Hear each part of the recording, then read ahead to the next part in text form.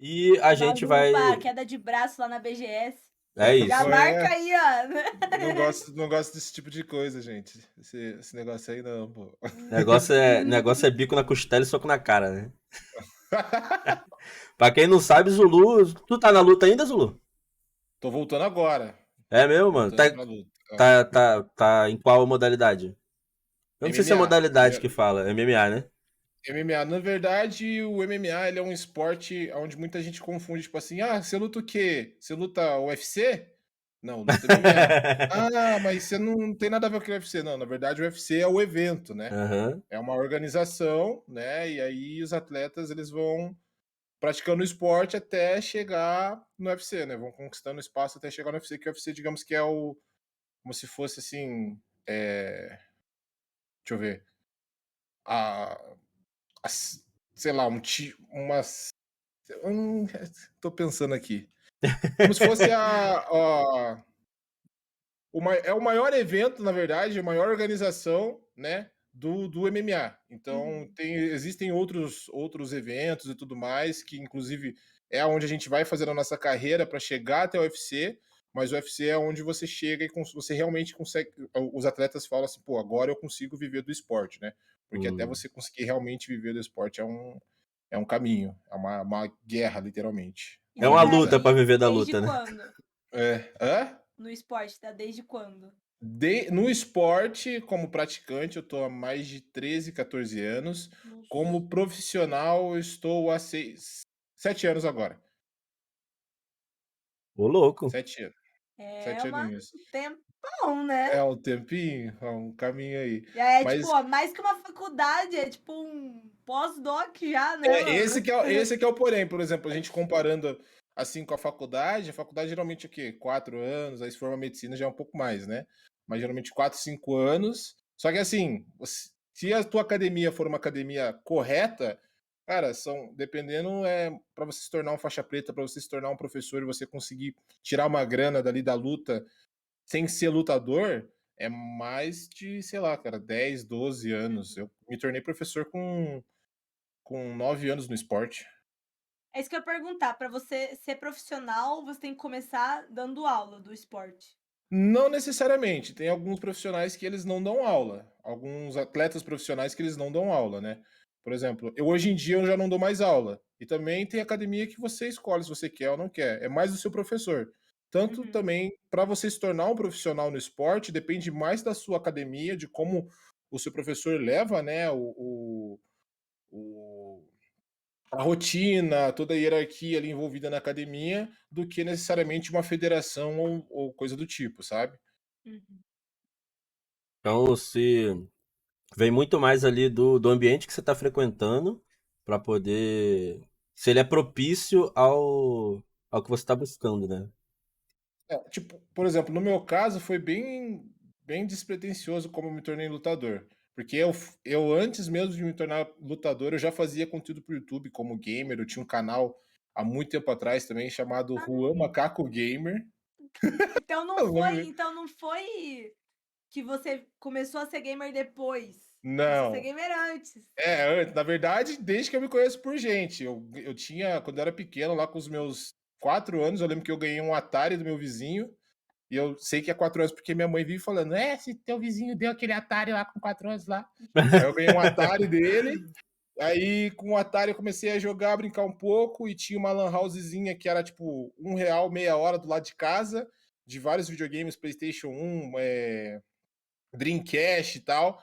E ali eu comecei a jogar, e eu lembro lá que por volta dos meus 8 anos eu ganhei um Nintendo 64, então eu sempre gostei bastante de jogos, né.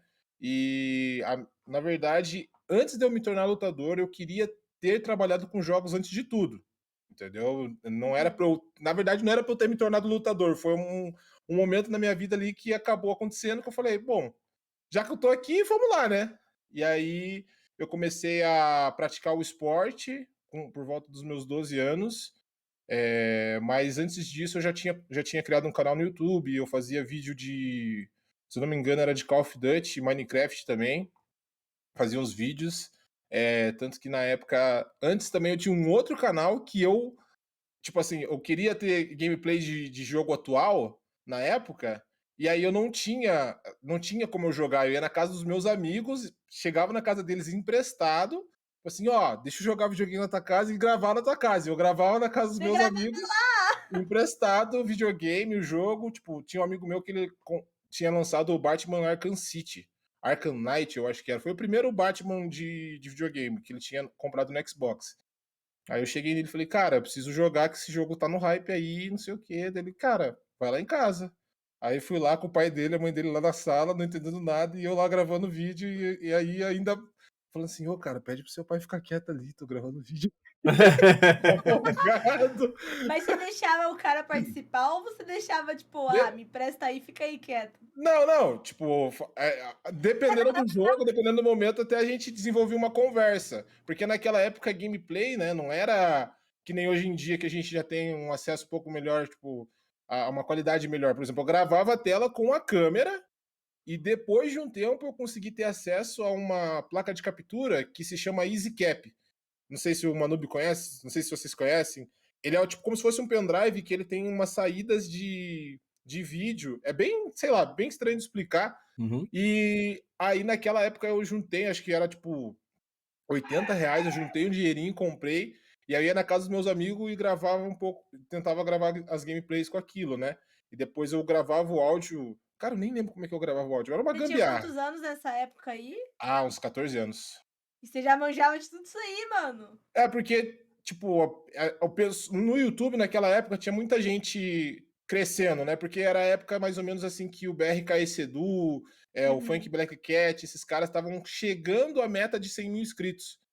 Então, Pra quem não tipo, sabe, já isso tava. daí é o Easy Cap, É, aí na essa aí, live. exatamente. Nossa, nunca vi Você isso. É, pegava saída de áudio e vídeo e jogava pra um USB. USB. E aí eu gravava, tem até um vídeo que eu joguei aquele Sleeping Dogs um tempo atrás, gravando nesse negócio aí, mas nessa época aí já tinha algumas placas de vídeo um pouco melhores, mais parrudas, já que daí não tinha acesso porque era muito caro, né?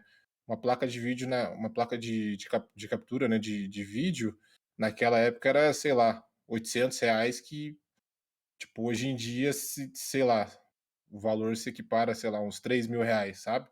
Caralho. Então, já é um pouco complicado. Eu que era, tipo, 14 anos, não trabalhava, só tava ali em casa gravando meus vídeos, né? E como você conseguiu comprar a primeira? Ah, não, a EasyCap era baratinha, era R$ 80.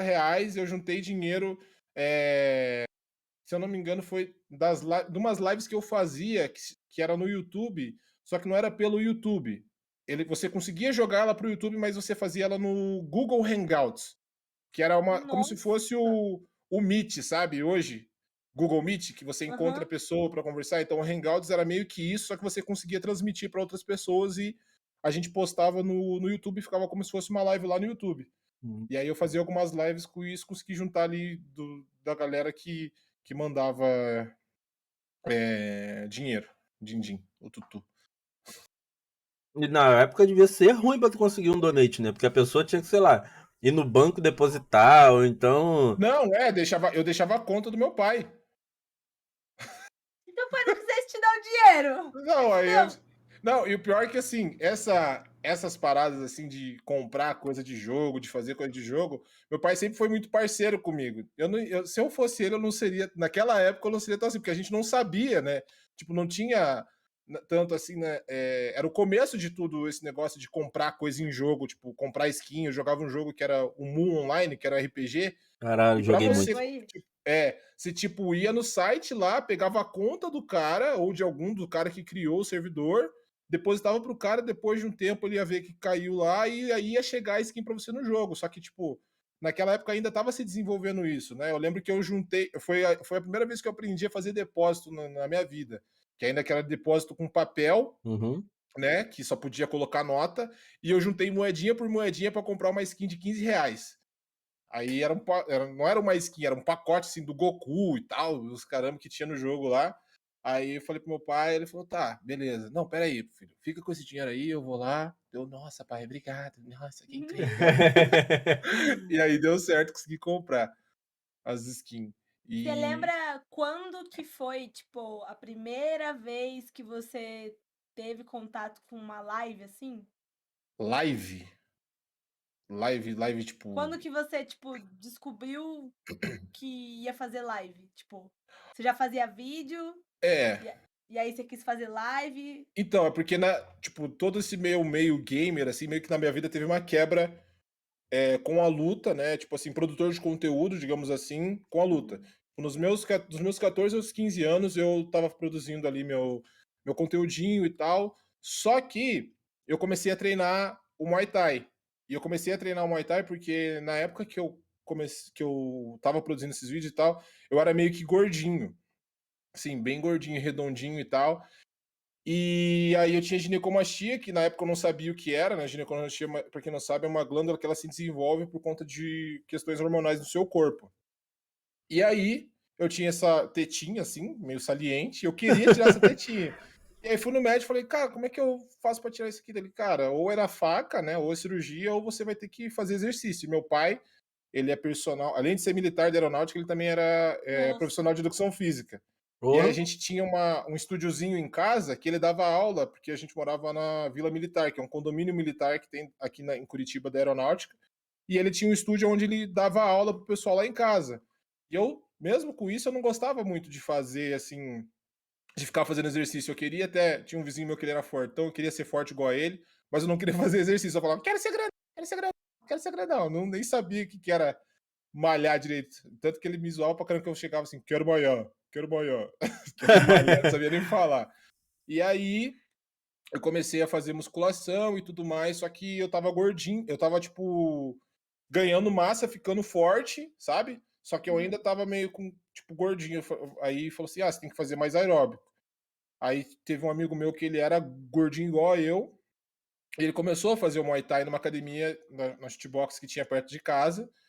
E aí eu falei, mãe, quero fazer e tal, não sei o quê. Dela, filho, não quero ser nesse esporte aí não, muito perigoso, coisa de maloqueiro. Eu falei, não, mãe, não é isso não, não sei o quê. Porque naquela época ainda tinha muito esse estereótipo, né? Que luta era coisa de bandido, de maloqueiro, né? Aí você Porque, pensa, tipo, você vai lutar pra quê, né? Você vai ser igual é, uns Mortal aí ela, Kombat lá. não, e tanto que no primeiro dia, meu mestre já. Minha mãe foi lá conhecer, meu mestre falou assim minha mãe falou assim: eu quero que ele faça e tal, mas não quero que ele lute e não quero ele como lutador nem nada. Aí meu mestre já olhou pra ela assim, e não sabe de nada, né? Aí acabou que passou. Isso passou 2, 3 anos, lá pelos meus 16, 17 anos, que eu fui virar realmente lutador, né? Mas, aí o ponto que você perguntou, aonde eu encontrei que eu comecei a fazer live, foi que depois desse meio tempo eu continuei jogando, mas eu parei de fazer vídeo pro YouTube, porque eu tava com meus 14 anos, 14, 15 anos, e aí eu tava no meu primeiro ano do ensino médio, e eu estava num colégio aqui em Curitiba que tinha contraturno. E eu não sabia que esse contraturno era obrigatório. Aí Nossa. eu comecei a treinar o Muay Thai era à tarde, e aí eu tava fazendo o Muay Thai à tarde e fui até o segundo semestre fazendo o Muay Thai à tarde. Só que tinha o contraturno de tarde, que era obrigatório, e eu não sabia que era obrigatório, porque, tipo, passou a informação assim, vocês têm que ir no contraturno, não sei o que e tal, só que não foi aquele negócio assim, olha, vocês têm que ir no contraturno, é obrigatório vocês irem, não pode faltar, não vai reprovar, não sei o que, beleza. E eu fui faltando no contraturno, nesse meio tempo, porque Contraturno é pra o mim quê? não era nada. É tipo uma aula a mais, Ah, tá. pra você ir de tarde, porque esse colégio que eu estudava era o SESI, é um colégio onde ele tem bastante questão que leva você mais pro mercado de. Não pro mercado de Parte trabalho normal, técnica, assim, né? Um CLT, técnico, né? mas técnico e industrial. Tanto Hum. que eu entrei nesse colégio com a ideia de fazer um curso técnico de informática que tinha lá, só que não tinha vaga. Aí o outro curso técnico que, se eu não me engano, era segurança do trabalho, mas alguns outros eu não tinha interesse em fazer. Então, na minha visão, era tipo assim: vai fazer o contraturno quem faz o Senai, que daí eram os cursos que tinham, né?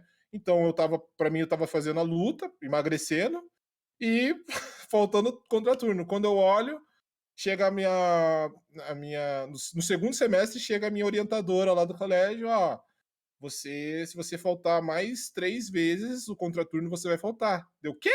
Como assim? Você vai reprovar. Deu, como assim?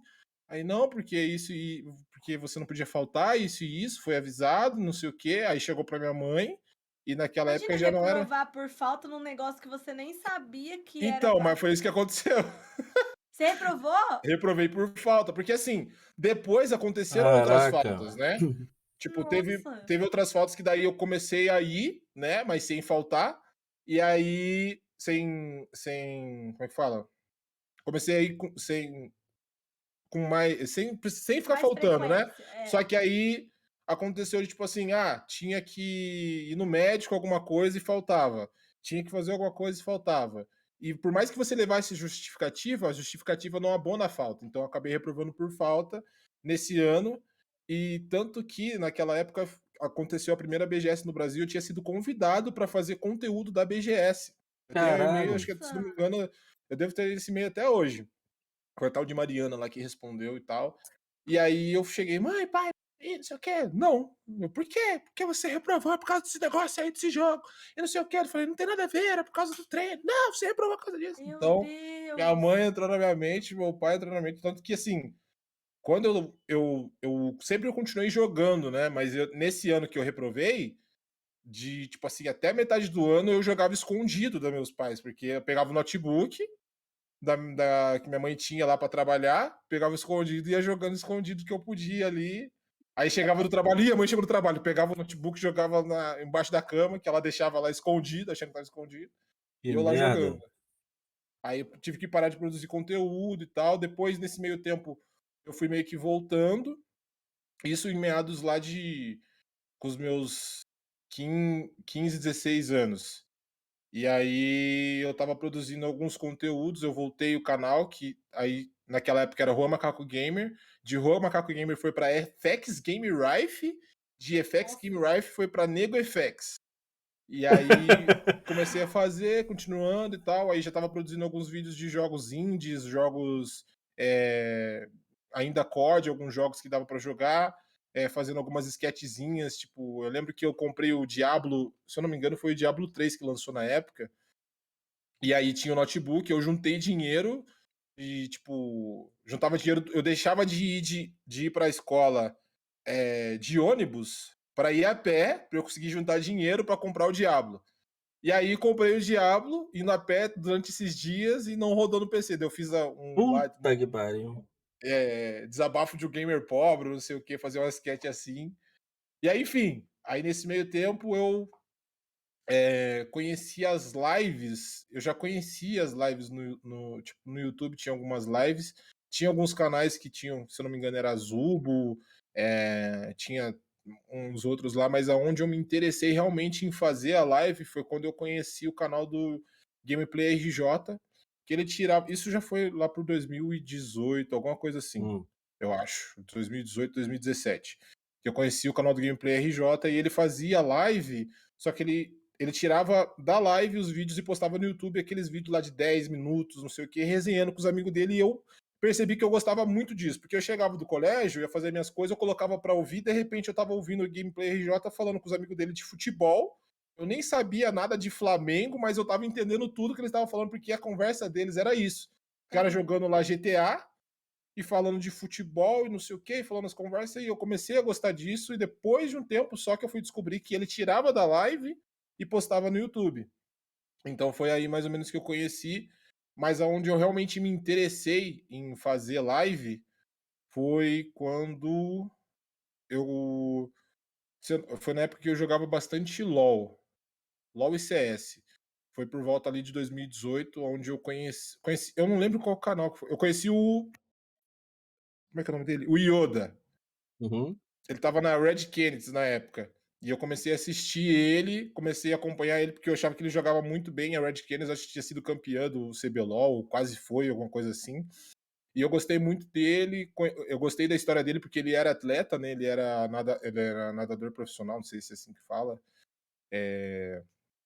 E aí eu comecei a acompanhar a história dele um pouco ali, vi e tal. Eu falei, cara, me identifiquei com esse cara, comecei a acompanhar. E aí vi como que fazia live, comecei a fazer algumas livezinhas lá naquela época em 2018. Na Mas Twitch aí, já? na Twitch. Na Twitch, eu já tinha um canal na Twitch. Só que aí eu parei de novo com as lives. Pô, pegava, sei lá, 5 pessoas, 10 pessoas, sabe? Uhum. E aí eu comecei eu parei de fazer as lives. na Twitch por causa da luta. Aí eu comecei a me dedicar à luta. Lá nos meus 18 anos foi onde eu entrei no profissional realmente, onde não tinha entrado no profissional ainda, desculpa. Eu comecei a encaminhar minha carreira para entrar no profissional. Tanto que foi onde eu tive que sair da faculdade, que por conta de problemas financeiros e tal, não estava conseguindo pagar a facu. E aí chegou assim, bom, ou eu vou trabalhar para pagar a facu, ou eu posso tentar a sorte no esporte onde eu estava tendo uma ascensão, porque até então eu não tinha perdido, e também, até então não, até hoje eu não perdi, né? Mas naquela época, tipo, tinha o reconhecimento do meu mestre, tipo assim, cara, você já fez 2 lutas e tal, você tá indo bem, não sei o que, você tá se desenvolvendo muito bem, acho que é a chance de a gente tentar te encaminhar pro profissional, e beleza. Aí eu foquei totalmente na luta e comecei a me dedicar como um atleta realmente, né?